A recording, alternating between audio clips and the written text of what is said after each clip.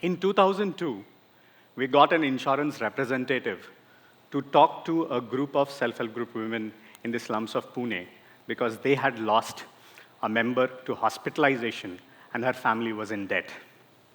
The insurance rep explained a typical Mediclaim product and asked the women if they had any questions. One of the elderly women, she gets up, says to him, "It's all fine that we get benefits when we fall sick. What happens to my money when I don't fall sick?" The insurance rep was very straightforward. He said, "Look, you are benefiting when you are getting ill. So when you are healthy, we keep the premiums." This woman thinks for a while and then says, "It means I have no interest in being healthy because when I am healthy, you are making money."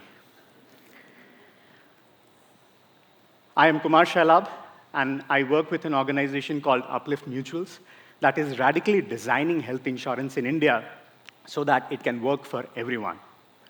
Why do we do what we are doing? Just look at some numbers. In India, 70% of all health expenses are out of pocket, which means we have to pay first, all of them. And the resultant activity of this is that every year, 60 million people fall into poverty because of these out-of-pocket expenses. That is 7,000 people every hour. Every hour, 7,000 people are falling into poverty because of one health out-of-pocket expense. When you look at what is happening in the out-of-pocket expense, very strikingly, you find that only 30% is on hospitalization, 70% is on medicines and outpatient care. But when we look at all the government programs, when we look at commercial health insurance, they're focused on this 30% hospitalization. We at Uplift call this the antibiotics approach, or the only antibiotics approach. Why antibiotics? Because yes, they will save the day, they will fight the disease, but they prioritize hospitalization. It incentivizes sickness. We know that, how hospitals raise the bill so that they can make money. We know there is a lot of things going on when insurance model incentivizes sickness. And as one of the speakers said, prevention is better than cure. Prevention is also cheaper than cure. In the long run, if you only focus on hospitalization, nobody will be able to fund it. It's a reactive model. It is surprising that the health insurance penetration rate in this country is less than 1%. Why does it happen like that? You would imagine that everybody is buying health insurance because everybody needs it. What we realized in 2002 during our discussions with these women, that the design of health insurance and what people want on ground does not match. There is a huge gap into that. And so we set out to design something that actually we found the resonation on the ground. We call it a radical design. We call it a radical design because it's people-centric. Women in the slums are not only paying premiums, but are also managing and co-owning this health insurance model.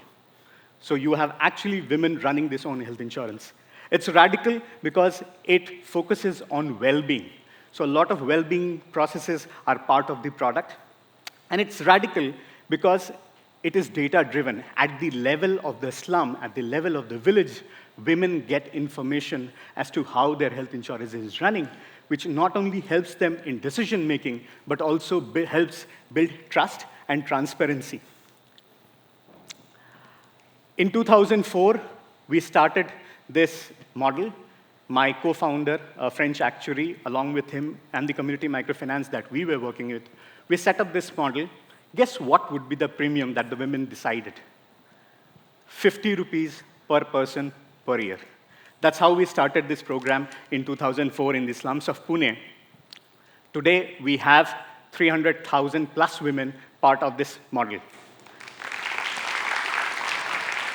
This model prioritizes well-being. So we strategically designed services that would make sense, that would make people not fall ill in the first place, rather than allowing them to go to hospital, make them feel better before that. And I want to talk about this story of our member, Premnath Sakale. It's one story that keeps me going every day. He's a painter by profession in Pune. Few years back, he was painting a building, but the construction company did not give him the harness that is put when you are painting at a third floor. He fell from the third floor, broke his vertebra, and was immediately rushed to a private hospital. They asked him 3.5 lakh rupees upfront even to take him inside. His wife is our member. She calls up on the helpline crying that, do something, this has happened with my husband. The Uplift doctor calms her down, asks her the entire story, and tells her, just let me call you back. He calls up Sassoon Hospital in Pune, and then finds out that the doctor who's going to treat in the private hospital also treats in Sassoon Hospital, because Sassoon is also a medical college. He calls back that woman. She agrees to shift the patient from there. This person is there in the hospital for about 15 days.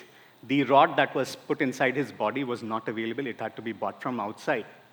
The entire expense comes down to 35,000 rupees.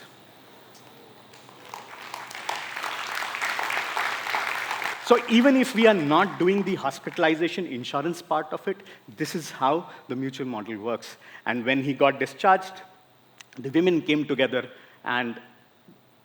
to give a claim to this lady. So the whole idea of Uplift is that how do we strategically design a model where people are part of health insurance and you do not wait for people to fall ill to go to a hospital. And for this, what we have done is, it is driven by data. So our decision-making is driven by data. We were one of the first health microinsurance in the world to have our own software. If you come on a first week of any month, whether in Santa Cruz, in Pune, in Gujarat, in Dungarpur, in Rajasthan, you would find women are sitting together, looking at a screen, and deciding on claims. That's a sight to be seen.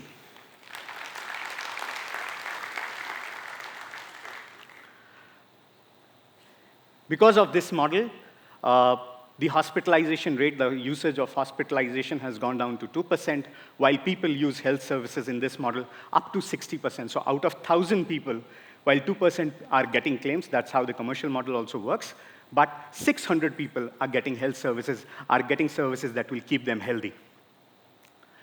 We call this the vitamin approach because it prioritizes well-being. It nudges behavior change. Like you have to remember to take the vitamin tablet every day. Our women now have started taking care of their health. When a doctor comes in the slum, sits in the slum, they make it a point to go and talk to the doctor. If they have a problem, they will call the doctor at night at 1 a.m. also, and the doctor will pick up. So it's creating a different way of looking at health.